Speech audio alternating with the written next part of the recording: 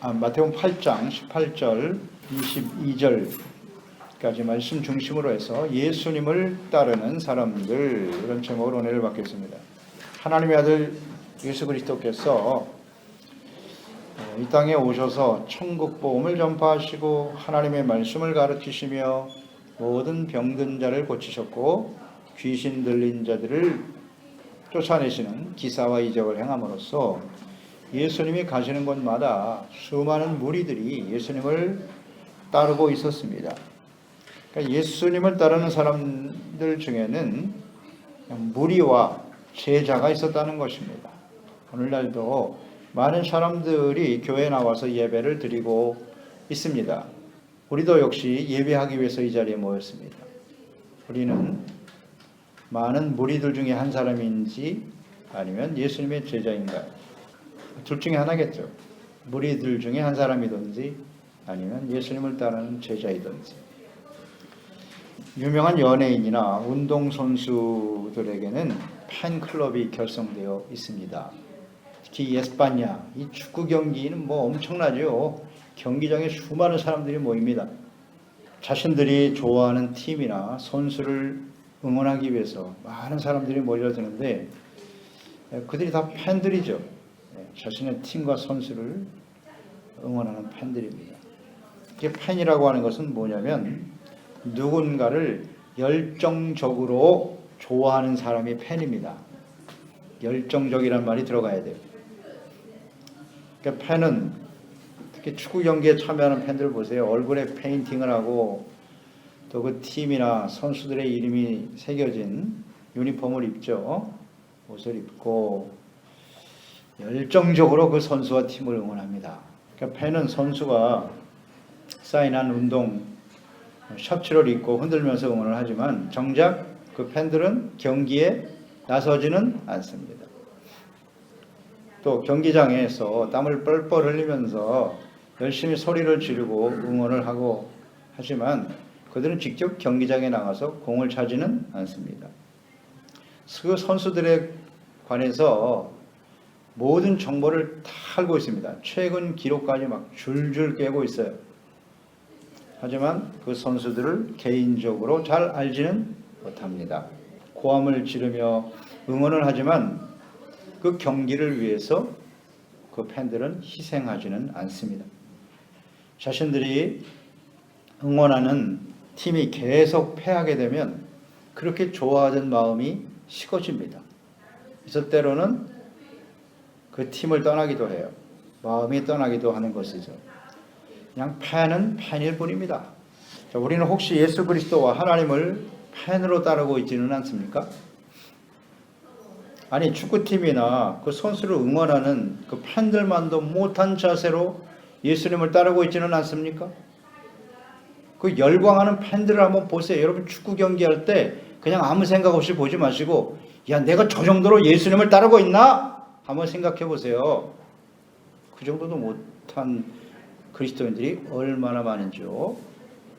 교회 나와서 그냥 아무 생각 없이 구경하다가 팬들보다 나아야 되지 않겠어요? 축구 팬들보다는. 주님에 대한 간절한 열망이 있어야 될 거 아니에요. 열정이 있고 찬양을 드리고 주님을 섬기는 일에 그리스도인이란 예수 그리스도의 부르심을 받아서 예수님을 따르는 제자들이어야 합니다. 예수님의 제자가 된다라고 하는 것은 주님의 부르심을 받아 예수님이 하나님이시고 하나님의 아들이시고 그리스도이심을 믿는 것입니다. 또 그 주님의 말씀을 진리로 믿고 순종하며 따르는 것입니다. 우리가 그리스도인이 되고 예수님의 제자가 되었다라고 하는 것은 과거의 이기적이고 자신의 욕망을 쫓아 살아왔던 삶을 부정하는 겁니다. 부인하고 예수님의 말씀만이 진리입니다. 그 가르침에 대해서 예라고 대답하고 순종하는 것입니다. 아니요와 예가 분명한 사람들입니다. 온전한 믿음이란 하나님의 말씀을 듣는 것뿐이 아니라 순종하는 것이 동반되어야 합니다. 순종이 없다면 그 믿음은 참된 믿음이라 할 수 없고 참된 제자라 할 수 없습니다. 그래서 반드시 순종해야 될 주님의 말씀에 대해서 예, 아멘 하고 따라야 하는데 그 말씀에 대해서 예라는 대답보다는 그렇지만, 그러나, 내 생각에는 이렇게 토를 달지는 않고 있나요? 만약에 이런 식으로 하나님의 말씀, 그리스도의 말씀을 따른다고 한다면 이 어둡고 패역한 세대에 예수 그리스도를 통한 하나님의 생명의 빛이 전파되고 증거될 수 없습니다. 교회 안에 많은 사람들이 현실적인 이유를 들어 제자의 삶을 타협하려고 합니다.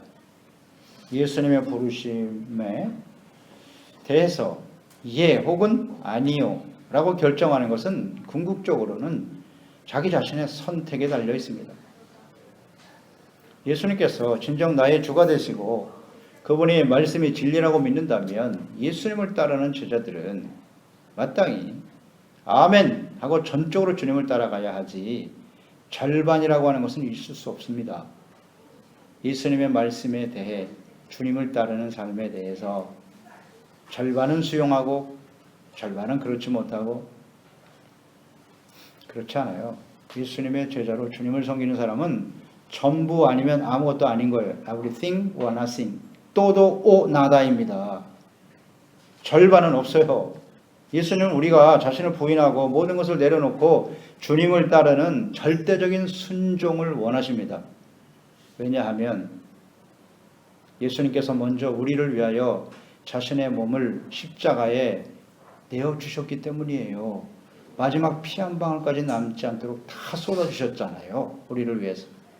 그리고 보혜사 성령을 보내주시고 예수 그리스도를 따르는 제자로 살아갈 수 있는 권능, 권세와 능력을 이미 우리에게 주셨기 때문입니다. 우리가 할 수 없는 일을 주님이 요구하시지 않습니다. 성령을 보내주셨지 않습니까? 능력을 주셨어요. 성령이 임하면 너희가 나의 증인이 될 것이고 나의 제자가 되리라고 말씀하셨습니다. 그래서 주님은 온전한 순종과 진실된 모습으로 예수님과 함께 주님을 따르는 제자들이 되기를 원하신다는 것입니다. 우리는 진정 예수님을 따르고 있는지, 아니면 자신의 욕망과 유익과 성공을 따르고 있는지, 오늘 본문 말씀을 통해서 이 말씀 앞에서 정직하게 고백하고 결단해야 합니다. 첫째는 예수님을 따르는 많은 무리들이 있습니다. 18절 말씀이죠. 예수께서 무리가 자기를 에워싸는 것을 보시고 건너편으로 가기를 명하시니라. 많은 무리들이 예수님을 따르고 있었습니다. 이 많은 사람들이 예수님을 따르고 있었던 이유는 무엇일까요? 자신들의 간절한 필요가 있었기 때문입니다. 물론 그 많은 사람들 중에는 예수님의 가르침, 산상수훈의 말씀을 듣고 크게 놀라며 은혜받아 예수님 앞에 더 많은 말씀을 듣고 배우기 위해서 사모하는 마음으로 나온 사람들도 있었을 것입니다. 하지만 대다수의 사람들은 예수님께서 모든 병든 자를 다 고쳐주셨으니까요. 병을 치료받고 혹은 귀신을 쫓아내고 나의 삶의 문제가 해결 안 받기 위해서 자신의 필요를 위해서 예수님을 따르는 사람들이 대부분이었다고 보여집니다. 물론 그 무리들 중에는 예수께서 친히 부르신 예수님의 제자들도 있었고, 또 예수님을 비난하고 정죄하고 거부하고 죽이려고 하는 바리새인들도 있었습니다. 거부하는 유대인들도 포함되어 있습니다.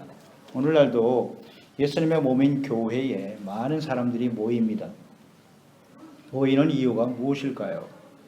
우리 자신에게 질문을 해봐야죠. 우리가 교회에 나와서 예배드리고 주님을 섬기는 이유는 무엇인가? 어떤 사람들은 세상에서 지치고 고단한 몸과 마음을 위로받기 위해서 나오기도 하고, 또 어떤 사람들은 자신의 사업과 유익을 위해서 혹은 사회적인 이미지 변신에 도움이 되기 위해서 나오는 사람들도 있지요. 또 어떤 사람들은 가정의 평화를 위해서, 가족들의 안녕과 행복을 위해서 나오는 사람들도 있고, 또 어떤 사람들은 사람들과의 교제와 친목을 위해서 나오기도 하고, 또 어떤 사람들은 지금 나에게 당면한 환난과 시련, 고통과 어려움으로부터 구원하시는 하나님의 능력을 혹은 도움을 구하기 위해서 나오기도 합니다.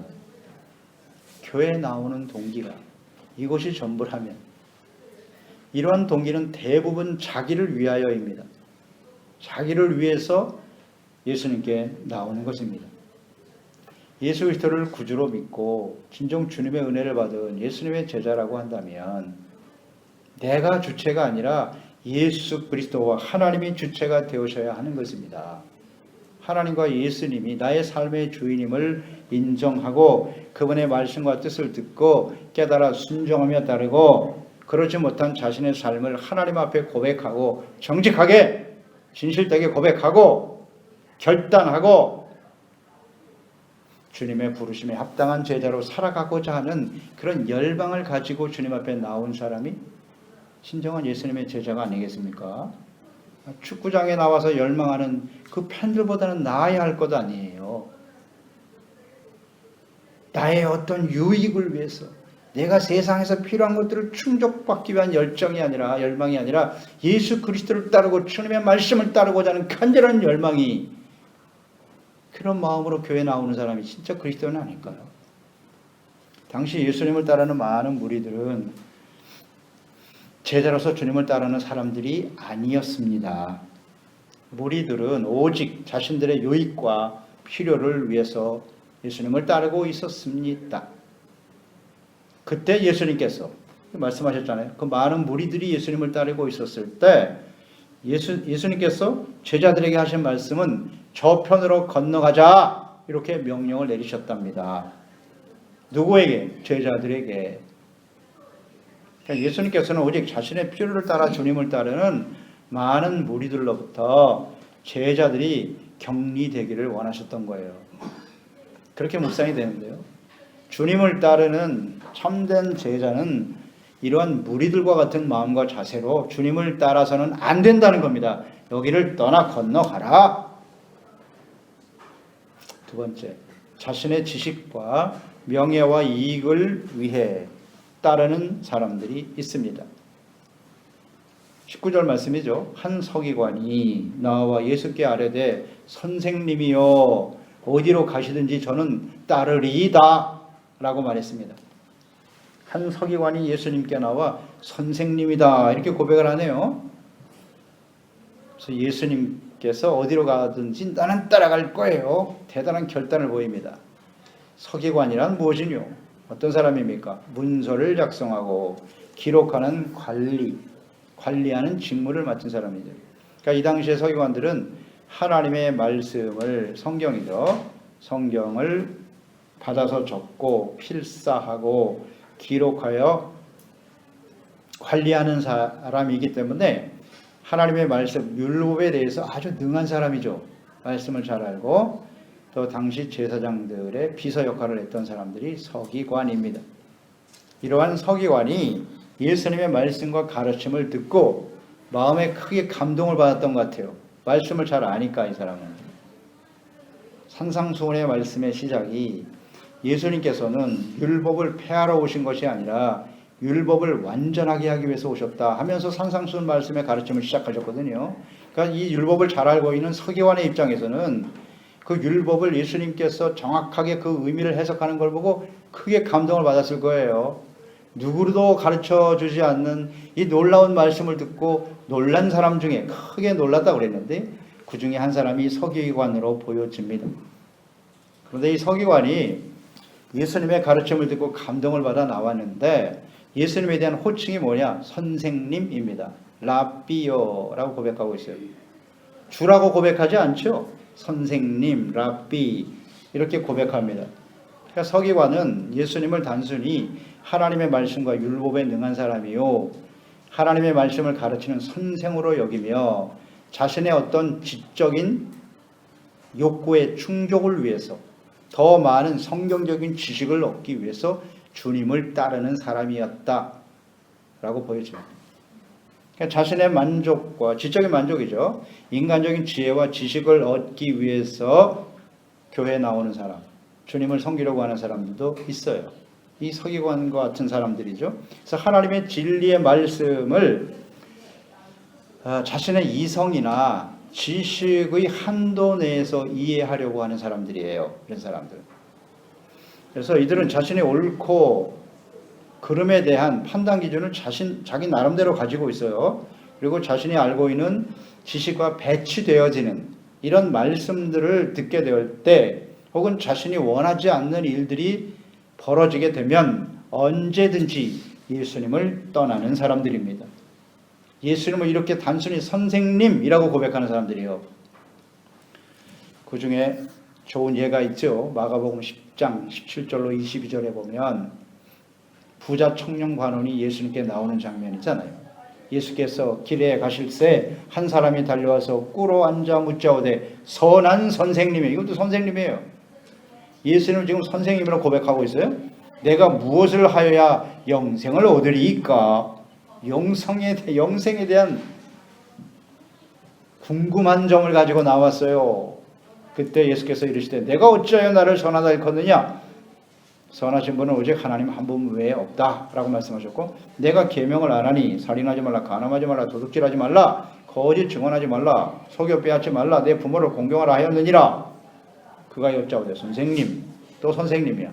이것은 내가 어려서부터 다 지켰는데요. 그러니까 예수님께서 그래 사랑하사 이르시되 내가 아직도 한 가지 부족한 것이 있다. 가서 내게 있는 것을 다 팔아 가난한 자들에게 나누어 주고 나를 따라라. 근데 이 부자는, 청년관원은 재물이 많은 거로 그 말씀으로 인하여 슬픈 기색을 띠고 근심하며 떠났더라. 보세요. 영생에 대해서, 예수님에 대해서 선생님 하고 달려 나왔다가 또 그 재산 팔아서 가난한 사람에 나눠주고 나를 따라와. 그럼 하늘에서 너에게 보화가 있으리라 말씀하셨는데 결국 근심하고 떠나버렸죠. 그러니까 자신이 생각하는 어떤 지식이나 자기가 생각하는 원하는 일들이 예수님으로부터 충족되지 않으면, 다르면 언제든지 이렇게 떠나는 거예요. 그러니까 여기 서기관도 역시 이와 같은 사람들이라고 볼 수 있습니다. 오늘날도 이런 모습으로 교회 나오는 사람은 많습니다. 그러니까 예수께서 어디를 가든지 따르겠습니다 라고 뭐 대단한 결의를 보이면서 예수님 앞에 나왔습니다만은, 그런 서기관에게 예수님이 20절에 말씀하셨죠. 8장 20절에 예수께서 이르시되 여우도 굴이 있고 공중에서도 거처가 있으되 인자는 머리 둘 곳이 없다 하시더라. 예수님께서 왜 서기관에게 이런 말씀을 하셨을까요? 어느 곳에 가든지 예수님 따르겠다고 했는데, 예수께서는 이 서기관이 예수님을 따르는 동기가 순수하지 못하다는 걸 아시죠. 예수님 속일 수가 있나요? 그러니까 이것은 이 서기관은 자신이 얼마나 많은 지식을 갖고 있는가, 혹은 사람들에게 뭔가 자랑하고 싶었고요. 또 하나님의 말씀에 대한 지식을 가지고 자신이 출세나 뭐 성공, 명예 이런 걸 가지고 예수님을 따라왔던 사람이에요. 이것을 통해서 자신이 좀 더 나은 환경에서 살고 싶은 욕망, 이런 걸 가지고 나온 사람이라는 걸 주님이 아시죠. 그러니까 그 의도를 아시고 이 말씀을 하신 거예요. 나를 따르려고 하면 정말 가난하고 힘들게 살아야 되는데 그래도 좋아? 라는 말씀이잖아요. 오늘날 그리스도인들이 예수님을 믿고 따르는 동기가 주님을 본받고 주님의 말씀을 따라 주님이 가신 길을 따라가기를 원함이 아니라 더 많은 지식, 명예, 영광, 성공, 이것을 누리기 위해서 따르는 사람이 되어서는 안 된다고 하시는 말씀입니다. 그러니까 주님을 따르는 제자는, 그리스도인들은 눈에 보이는 것을 구하는 사람들이 아니고 보이지 않는 것을 구하는 사람들이죠. 보이는 것은 잠깐이요, 보이지 않는 것은 영원함이로다. 영원하신 하나님의 말씀과 하나님의 나라에 대한 소망을 가지고 그것을 추구하며 따르는 사람들이 예수님의 제자들입니다. 그리스도인들이 이 세상에서 더 많은 지식과 명예, 부를 얻으려는 소망을 가지고 주님을 따르고 있다면 이러한 사람은 이 세상에서 가장 불쌍한 사람이다 라고 말씀하고 있죠. 고린도전서 15장 19절, 만일 그리스도 안에서 우리가 바라는 것이 다만 이 세상의 삶뿐이라면 모든 사람 가운데 우리가 더욱 불쌍한 자니라. 아멘. 비천한 동물인 여우도 자기 집이 있고 공중에 나는 새도 깃들 둥지가 있고 보금자리가 있는데 예수님은 거처할 집도 없이 가난하게 사셨다는 겁니다. 예수님은 이 세상에 잠시 머물다가 가시는 나그네로 살아가셨습니다. 나그네로. 죄와 사망에 처한 모든 사람들을 구원하기 위해서 자신을 십자가에 내어주는 희생의 길을 가셨습니다. 이것이 예수 그리스도를 따르는 제자의 삶이 되어야 하는데 내가 그래도 나를 따르겠느냐? 라고 말씀하시는 겁니다. 오늘 우리에게 주시는 질문이죠. 마지막 세 번째로 삶의 우선순위를 분명히 하고 주님을 따르는 사람들이 참된 제자입니다. 21절 22절이죠. 제자 중에 또 한 사람이 이르되 주여 내가 먼저 가서 내 아버지를 장사하게 허락하옵소서. 예수께서 이르시되 죽은 자들이 그들의 죽은 자들을 장사하게 하고 너는 나를 따르라. 이런 말씀하셨어요. 그러니까 주님을 따르는 제자 중에 한 사람이 나와서 내가 먼저 해야 될 일이 있는데요. 내 아버지를 장사하게 허락해 주세요. 그 다음에 내가 주님을 따르겠습니다. 이렇게 말을 한 것이죠. 이에 대해서 예수님은 죽은 자들이 죽은 자를 장사하게 하고 너는 나를 따라라. 이 말씀. 그러니까 예수 그리스도를 제자로서 따르고 싶은 마음은 있는데 내가 먼저 해야 할 일이 있다는 거예요. 이 제자가 그렇게 지금 주님께 나와서 부탁하고 있는 거 아니겠어요? 간청을 하고 있는 것인데 이것은 가족의 일과 예수님을 따르는 일 중 어느 것을 먼저 해야 하는가의 우선순위의 문제입니다. 우선순위의 문제로 고민하고 아버지를 장사하고 난 후 주님을 따르겠다라고 말하고 있는 것입니다. 지금 이 제자의 고백은 즉시 주님을 따를 수 없는 어떤 합법적인 이유인 것처럼 보입니다. 예수님을 따르는 것도 필요하지만 내가 자식으로서 아버지의 장사를 치러야지. 그래서 나는 주님을 따를 수 없어요. 라고 말하고 있는 겁니다. 지금. 제자라고 하는 것은 예수님께서 친히 부르신 사람들이에요. 내가 스스로 제자가 되고 싶어서 예수님을 따르는 것이 아닙니다. 무리들은 자신들의 필요에 따라서 예수님을 따르지만 예수님의 제자는 예수님이 딱 지명하셔서 너는 나를 따라와. 그게 제자입니다.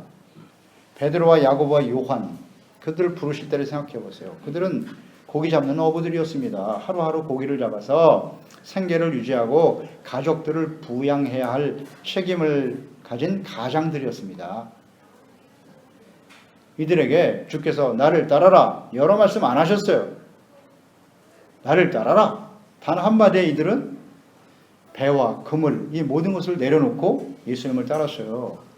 그게 제자입니다. 마태가 있었습니다. 그는 세리였습니다. 세관의 세리였어요.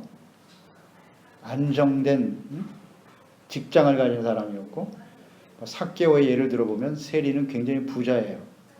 나머지 세금을 착복하면서 부를 축적했던 사람들이니까 그 세리 마태에게 예수님께서 나를 따라라. 그랬더니 그 마태가 즉시 그 안정적인 직장을 내려놓고 부를 내려놓고 예수님을 따라갔어요. 그래서 그 마태가 지금 이 마태복음을 기록하고 있는 겁니다.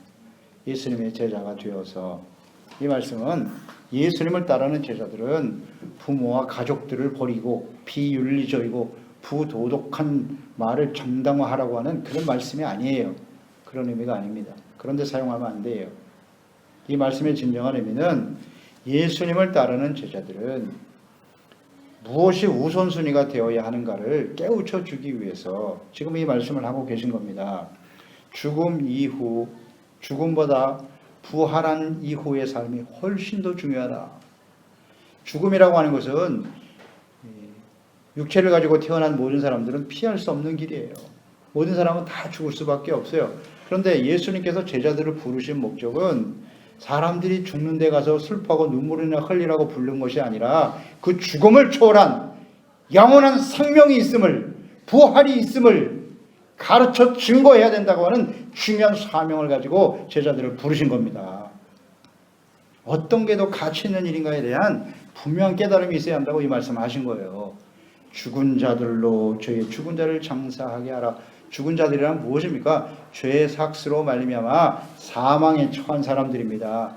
죄를 용서받지 못했고 의롭다함을 얻지도 못하고 구원과 영생을 얻지 못하고 영원한 천국에 대한 소망이 전혀 없는 사람들이죠. 자연인들입니다.